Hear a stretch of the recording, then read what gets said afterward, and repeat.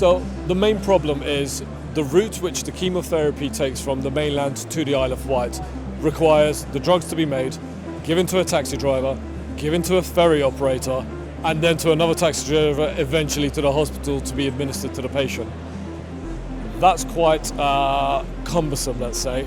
Also, it's problematic when the ferry is not operating. Our solution is actually to get the drugs over to the Isle of Wight with a gust-tolerating drone. And what that means is we have to outperform the ferry. We've approached this problem by decoupling some of the control lift surfaces of the drone itself. So we've applied for a patent and it's just been successful.